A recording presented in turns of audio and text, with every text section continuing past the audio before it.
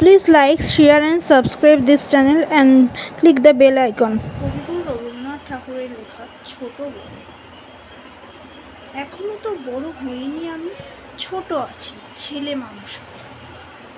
দাদার চেয়ে অনেক মস্ত হব, বড় হয়ে বাবার মতো হব। দাদা তখন পড়তে যদি না চায়, পাখির ছানা পোষে কেবল খাঁচায়, তখন তাকে এমনি বকে দিব, বলবো তুমি চুপটি করে পড়ো, বলবো তুমি ভারী দুষ্ট ছেলে। যখন হব বাবার মতো, তখন নিয়ে দাদার খাঁচাখানা, ভালো ভালো পুষবো পাখির ছানা। 10:30 যখন যাবে বেজে, নাবার জন্য করবো না তো তারা।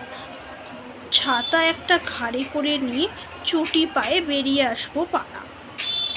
গুরুমশাই দাওয়ায় এলে পরে চৌকি এনে দিতে বলবো ঘরে। তিনি যদি বলেন স্লেট কোথা দেরি হচ্ছে, বসে পড়া করো, আমি বলবো খোকা তো আর নেই, হয়েছে যে বাবার মতো বড়। গুরুমশাই শুনে তখন কবে বলবে, বাবু মশাই আমি আসি এখন তবে। গিয়ে মাঠে ভুলু যখন আসবে বিকেলবেলা, আমি তারে ধমক দিয়ে কব, কাজ করছি, গোল করো না মেলা। রথের দিনে খুব যদি ভিড় হয়, একলা যাব, করবো না তো ভয়। মামা তখন ছুটে এসে বলবে, হারিয়ে যাবে, আমার কোলে চড়ো। বলবো আমি নাকি মামা, হয়েছে যে বাবার মতো বড়। দেখে দেখে মামা বলবে, তাই তো, খোকা আমার সে খোকা আর নাই তো। আর নৌকো কত দূরের থেকে লাগবে এসে বাবুগঞ্জের ঘাটে।